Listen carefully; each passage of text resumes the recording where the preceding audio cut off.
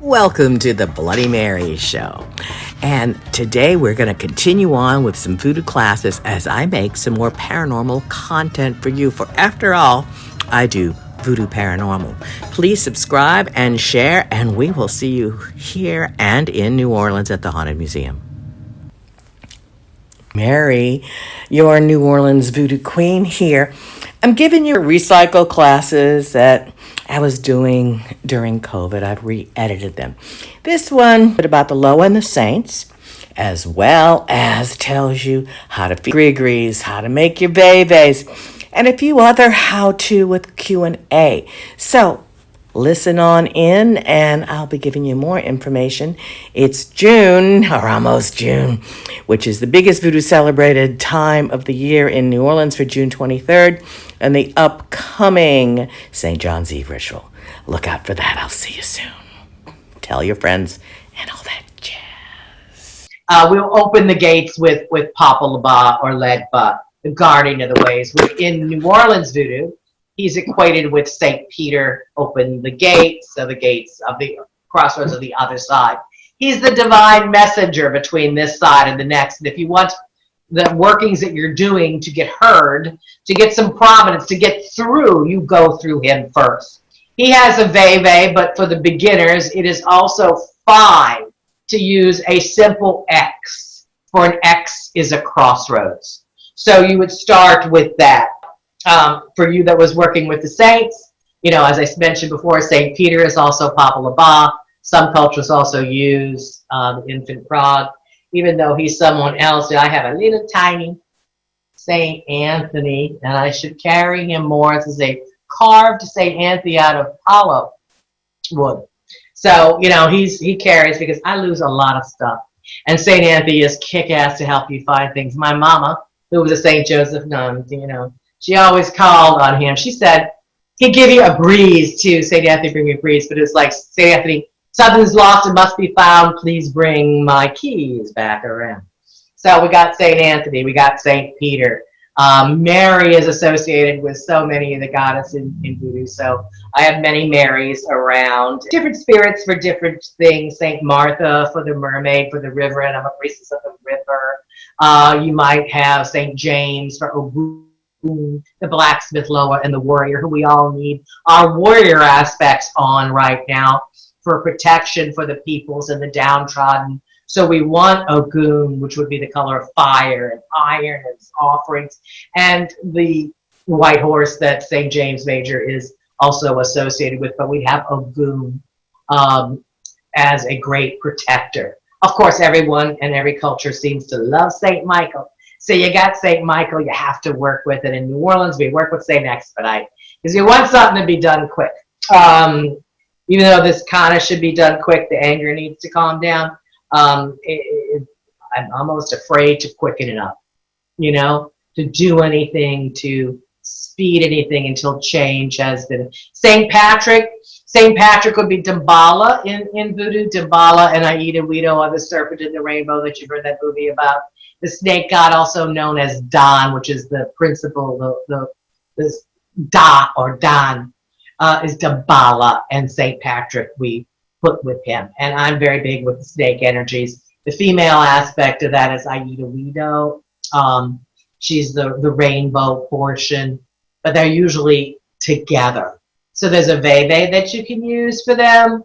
There's and St. Patrick, only because he's usually stepping on the snakes in there, you know. So you can bring St. Patrick in there. You can get a snake skin, which is easy to acquire, to represent them as well. And simply a very easy offering and simple to put on your altar is one single white egg. Put that white egg sitting in cornmeal in a dish, okay? We do a lot of egg work, whether it's the egg chalk that I showed you that I made that from, because that's from the egg chalk. And I also use the eggs that we use as offerings and crunch up those shells to use as part of it too. But you use the egg and sit it in cornmeal in a plate. And that is like the cosmic egg. That is both Damballa and Aida-Weedo. You would need that on your altar, and they're like the sort of kind of the mother, father, God. So they're very big in there. How do you make it? How do you make egg chop? I buy it. But you can, it is hard to, I mean, the eggs that I use in ritual offerings, when they're done, I blow out the egg part, I dry out the shell part, I crunch it down, and that will make a loose powder. You can get it inexpensive. I sell this to buy it, that it's egg chalk, and put in a little, here, these little cups. Now, I guess I just add a little water and then let it hard out, but I've never been able to make it this solid when I tried to make it myself. So I have just my crunched eggs that I use that powder to add to a gris-gris to make a simple X under something that I make. So you can use your own eggs that you have gave as offerings, and then when it's time to switch them out, make your own powder, but you could also just purchase it. So do both, but do put the eggs on the altar. Or you can get your St. Patrick statue if you prefer as well. And we probably do all of the above. But definitely the egg in a cup is offering. And when Damballa comes into a ritual and jumps and possesses the person, generally there's an egg that's put on the floor, and as he's slithering around, that person will eat the egg. And after the egg is sucked, draw from the eggshell, that, if you happen to have that happen, is a perfect egg to make your egg chalk from as well, because it's been touched by spirit. When the spirit comes to you in a voodoo ritual, you become that spirit for the time period that they enter you. That can, and it can be in a dream possession and very subtle. It can be during trance dance possession, which is what you may see more of when you see voodoo rituals, where that person just kind of goes wild for a while. And then they put the snake across the floor, and you put like a white sheet over him as he goes and does his stuff. Yeah, the spirits can come to you in many ways. Dream possession. Know if someone comes to you, what they're wearing, what colors they're wearing. These Loas will come to you in dreams when they want to start working with you or when they have a message to give. And they don't generally tell you their names. In fact, to me, they're always like, don't you know who I am? It's always like a test. It's like, you can tell by the color they're wearing, some of the things they say, the background that's around the situation, and things. Damballa and Aida, especially Damballa, always white. Everything you wear around you is white. He likes white liquors and sweet liquors and almond syrup and eggs and white eggs, and his very light colored, very exalted Damballa and Aida. Naciren, everyone loves, that would be the mermaid, but that's Mama New or Mami Water in other traditions, and the river spirits, of which I am also a priestess in the spirit of as a Mama Isi. So there are different saints that will be equivalent with that you work with, but St. Peter, very important first to start with. Damballa, also very important. St. Expedite is kind of a local favorite and a hoodoo favorite, but the only place that St. Expedite is actually in a church in this country is New Orleans. So here was used more early on. But you'll also find them in France and in Greece and in other areas. But in New Orleans, in a church, it is where St. Expedite is. You want something done quick, he's your man. You want to speed something up, he's your man. Haitian voodoo uses St. Expedite to go on expeditions / missions, and he's associated with the dead a lot and sometimes with the Gede family, but not necessarily here, but it's okay. He'll speed things along for you. So he's fun. You snap your fingers, and he likes pound cake. He likes coins, and he likes he likes a variety of interesting things, shiny coins, things like that. So you would call on different spirits for different things, different saints, different Loas. And you'll find once you start opening up, if you start with Legba, that others may come to you in a dream. Then they have something to teach you. Just like if you learning process, but by the time, if you do choose to initiate, you may get a totally different Loa as your Metat or spirit, because they choose you. You might have a favorite that you like, but that doesn't necessarily mean that's the one that's going to be your head spirit. But you do have to honor and respect and kind of acknowledge all of them, right? Anyway, but start with Legba and you'll be good. And don't rush. I don't think anybody handle inception for Legba first. I would say start off any of the things that you normally do. Start with honoring Papa Laba first. See what other spirits start coming to you in dreams, or people that you meet that, you know, constantly talking about one spirit or another. So I think we stick with Papa Laba for a while, and keep a journal of who's Florida water. It cools you down as well as works in. Could Lois come to you in animal form in dreams? It occasionally. Obviously, Dabala can come as a snake, you know, but so can Simbi, and so can Aida, and so can, in a very rare forms, a few other ones. But who is Papa Laba? What is Laba? I know that Marie Laveau was big with him on Friday. Whether that was just her or a New Orleans tradition, I'm not sure. Some people have Papa Laba or Legba having a dog with him, you know, so, but I have never met him with a dog. But the way I meet him is different than the way you would meet him. What other animals would there be? There's a bird or two with a couple of them. Say when they come to me, I'll recognize them more with the colors that they're wearing, the things that they're carrying. You know, like a good would have a machete, but other things as well. And occasionally they'll say, hello, I am so-and-so as well. Obviously the Gede are the ones that everybody think is Papa Legba with the top hat and the tail scope. That's not Legba. We went over that last time. That's in the Baron family, they wear black and purple, all right? And they're scully, and they're sexual, and they're raucous, and they're this, and they're that. You know, they're obviously in a dream recently, what I believe was Gede, a man, a top hat, and a dark coat, and a one. I don't see the and a. But yes, I mean, there could be a Gede. There's so many, so many barons, you know, Baron Criminal, Baron, you know, there's a lot of them. But yeah, the top hat is definitely one of his signatures, an old ratty tails coat a lot of times. And then there's Mama Bridget, his wife from Caroline's side. Some of Papa Legba's colors or recognizing features. Well, it depends. The Haitian voodoo aspect of him kind of has him on a crutch and an old man, not the New Orleans aspect.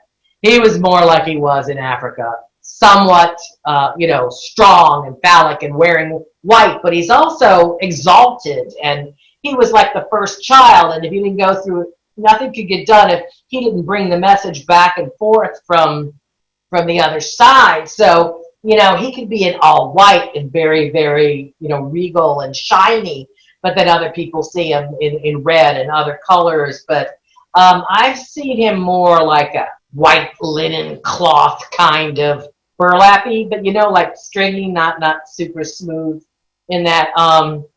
But he can be a million different things. I don't think there's a set thing for him like there's with a Gede with a top hat. You know, some people say he'll have a dog, he'll have a cane, but not always, not always. Just a very strong, virile, young. By the time he made it to Haiti, they say he's opened that door so many times he got old and a little crouched over. But that is not the case as it was here, because Voodoo came here direct from Africa, not way of Haiti, and Haiti had to go through so many revolutions and problems to get free and to get what they needed, where we did not historically have to do that as much here. Obviously, the Civil War, but that was later. It was different. So Legba is many different ways he could come to you. Many different ways. But you want him to open the door. So his symbols are doors and keys. You can get a key. And that is a good symbol for him on an altar. The Ve-ves, of course, which is the crossroads, and candle, and you have to give him 3 drops of water and a candle, and he's at the windows and at the doors. He's the gatekeeper. But yeah, start with that. There's Ve-ves that you'll find that you can learn how to make that one. You can start with the chalk. You can use the cornmeal if you want. And under your working, make that X or make that Ve-ves. Put your cloth on top of that, or make the symbol on the cloth if you want to. And then do your workings with that on top of that. And then when you're done, you close the gates with him too. So 3 times knock, 1, 2, 3, sometimes 1, 2, 3 in the shape of a triangle, right? 1, 2, 3. Open that way, and when you're done, thank him and close. 1, 2, 3. You can scrape with your foot. 1, 2, 3. But open and close at the end. Ask permission to call again. Ask to please continue your teachings direct, because you can get messages direct from the Lord. Feed him. You give him some rum. You give him some water. Give him some food. He likes okra. Okra was supposed to be from an old folklore. Give okra. We had an okra garden, you know, so you could give okra here. Okay, we give gumbo. Gumbo is okra. That is the word for okra is gumbo. That's where that word came from. Okra in Africa is mugumbo, and it is the base of the soup. So we could give soup here. You could give okra. You could give a variety of other things, but open the gates, give some food, give some liquor, give some offerings. Open the way, close the way, ask to connect, and no fear. Darn it. This is my gris-gris bag. I make different ones. I make connection, I make protection, I make specific ones for people, and I, you know, have my different things in there. I always have an X inside and or outside, depending on its purpose. This is my personal signature on gris-gris and mojos. No one else does that really. But inside or underneath, when you make it, or somewhere in there, there's an X involved. A crossroads, because everything is about the crossroads, that place that is betwixt, in between. I work with the gator, and that helps me move to the other side. Got myself a little gator wand to extend power. See, it's got, can you see that? It's got a little gator paw on the end to pull things towards you, moss and snake vertebrae to represent Damballa. So this is a little swamp magic extender wand. And then I have my gris-gris. And I have a, I'm going to tell you a little bit about dolls. And I have Marie Laveau's personal cross that actually belonged to her. And I am going to push that up here in a minute and open the gates more and have us send our energy to transform and make sure that all this chaos is not for nothing. You know, that it affects change, that our ripple effect, our butterfly wings, you know, make a difference. So first of all, any of you make popettes or other traditional dolls that you want to use, or that you're using until that we can. Spanish moss, you know, I have a special way. I take it off the trees here. We feed the trees, different ones. We have the largest oak grove in the world, so we have a lot of moss.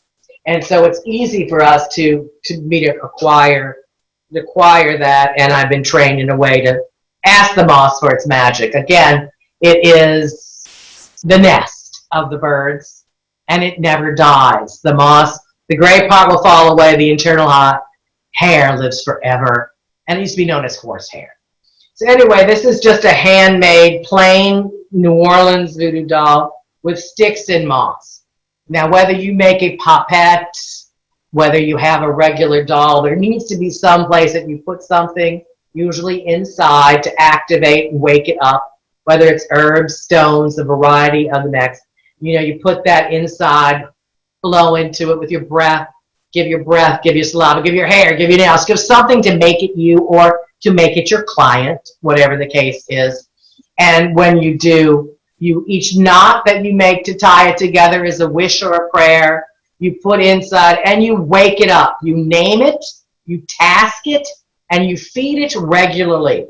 Once a week, once a month, 3 times a day, whatever the hell you have to. You know, if you're doing a lot of things and that much work, but you need to keep it activated. It is a baby when you get it, and it grows with you as your relationship grows with it. Same thing with the gris-gris bag. These are spirits in different forms. A spirit in the surrogate in the shape of a human. A spirit in a bag that you carry with you. That's your helper. This could be your guard, Gad. It could be your helper. It could be you. It could be your boss, your lover. It could be a lot of different things. It's simply a surrogate until you wake it, name it, and task it. You shouldn't have too many other people touching it, really, but you do need to nurture it and feed it. So again, we're big with the food. Cooking foods for the spirits, feeding our traditions, our bags, our dolls, whether it's just a little bit of squirt of whiskey and coffee or it's full meals that you cook. And cook for your ancestors, damn it. They cooked for you, you know, so you cook. If there was a dish that was big in your family, cook it. Give it to them. Lay it out on your altar, lay it out on your mantle, put it wherever you can to let them know that they are welcome and they're invited in. So I'm big on feeding, big on prayer, ritual, and cleansing. So we need to cleanse off, especially if you're working a lot with other people or even just yourself, or even these days going out into all this chaos and coming back. You can have a little bucket of darn salt water at your door to dip the bottoms of your feet in so you don't take all that crap that you walked around in all day and bring it back into your house. You want to use attachments like the front door. When you come in your front door, cut all of those attachments that you brought with you from work, from the street, from other people's nonsense, whatever it is, leave it outside, right? So that when you go home, you can ground and take time for you.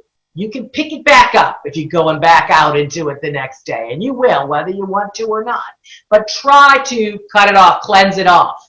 You know, ritual salt baths are good to do once in a while. Protectors in your home, protectors in your house, and simple things. If you're going to be going and, let's say, walking in one of these marches, right? You take the inner sole out of your shoe and you put salt in between that and the bottom, so that you're walking in protection while you're walking with the people, because you're walking into chaos and you need to do something. You need to have that protection. Make yourself a shield, an astral shield, to ward off the problems, but be open enough to connect with what you need to get the energies through to effect change. But protect yourself at the same time. Don't cover yourself from head to toe in an armor and never take it off that some people think they're doing for some kind of spiritual protection. That helps no one. If you don't, that only for the moment that you're being attacked would you need something that heavy. Take it off, take it on. Don't constantly go out into the world so protected that you cannot receive what's out there for you to get where you're supposed to be in the world. Okay? So I'm going to evoke a little bit more of the spirit here, and I am going to ask you to join us in just 2 minutes. But was there any question about how do you feed the gris-gris and voodoo dolls?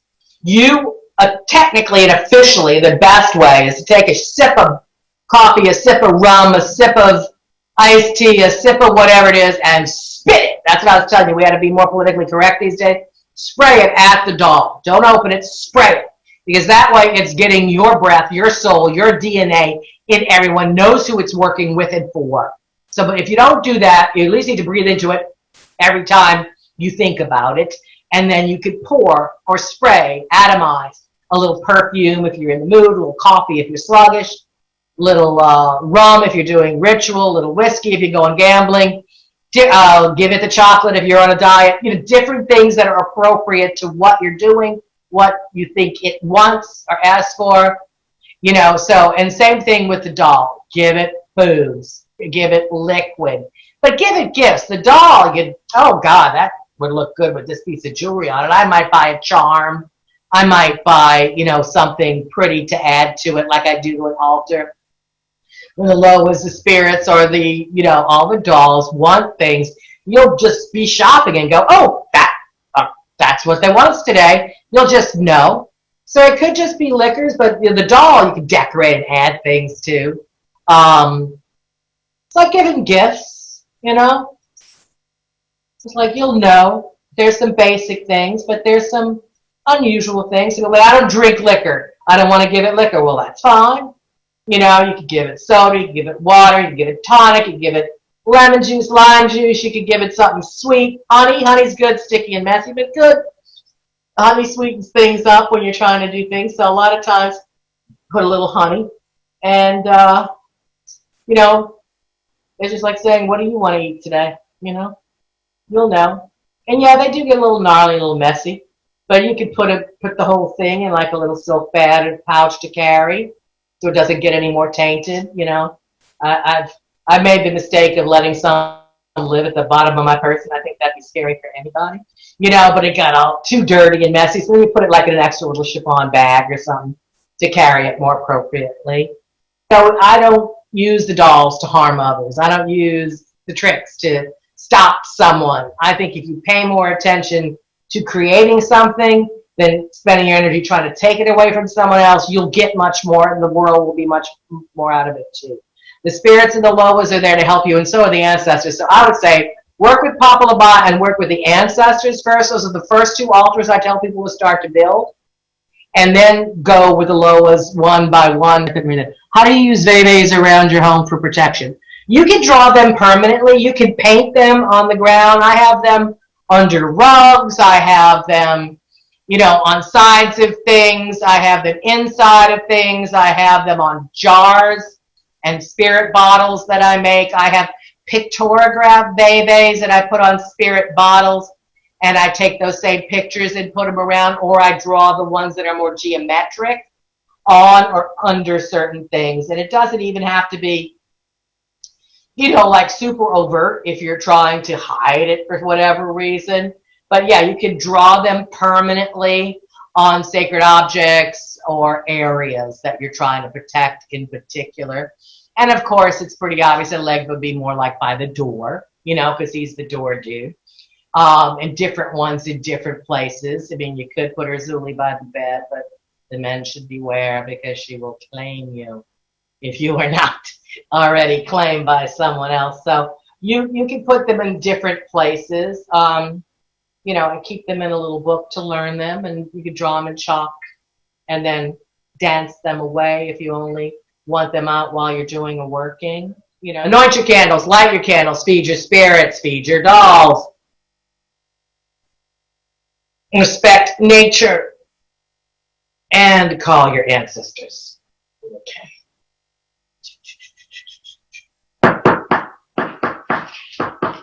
I was knocking in successions of threes.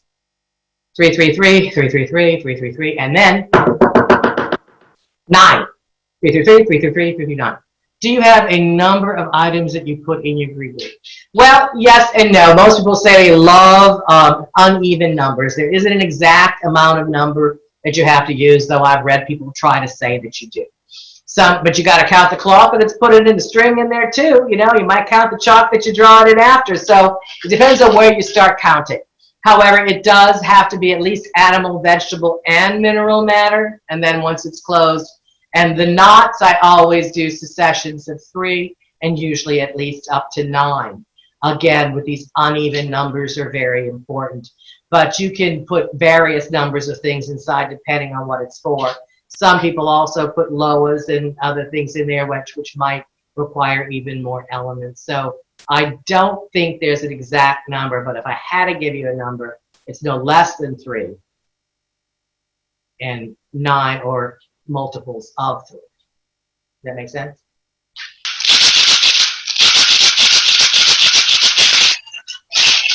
Marie Laveau, Marie. Ashe Marie, Mama.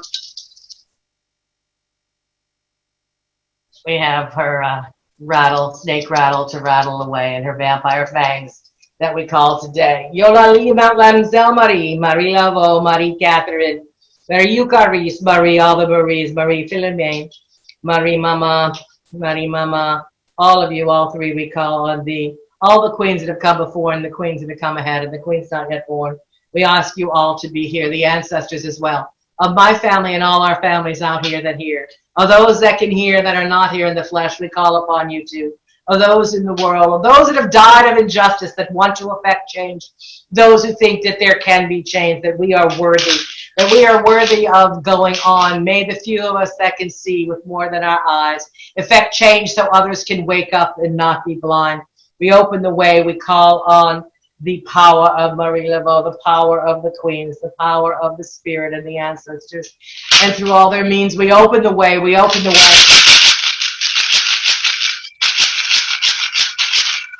As through Congo Square, across the way, all the spirits that are there.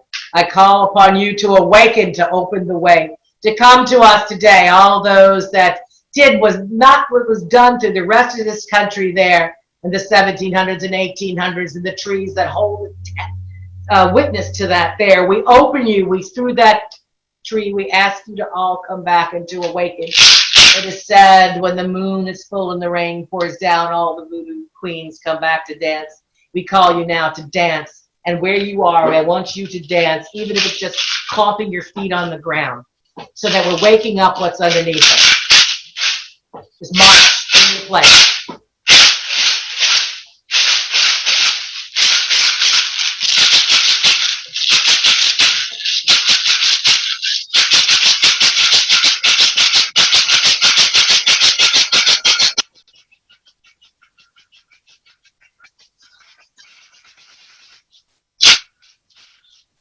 Yola Lila Granzambi, Yola Limamzal Marie, to all the guys that came before and all the pains that they went through to get here today. Let us take that final step so that we are in unity as of this day. Open the way, follow us today. Take all that anger, take it and form the clay like we made a mud pie when we were a child, and create something new with open arms reaching up and out so we're all one. Think of ice to cool everyone off from their heat and transform what we just made to solidify. Ashe, we need to affect change this day. Send our energy, stop and send a visualization.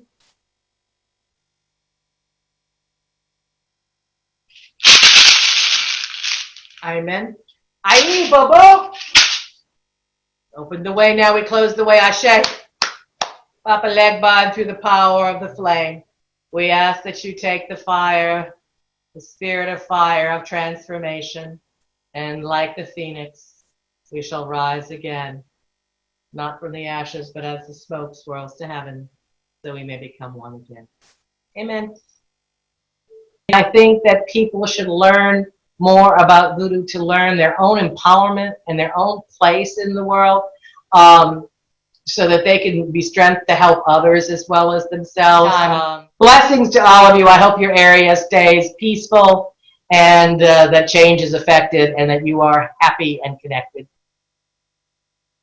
Bye, guys. Thank you. Peace out. Bye.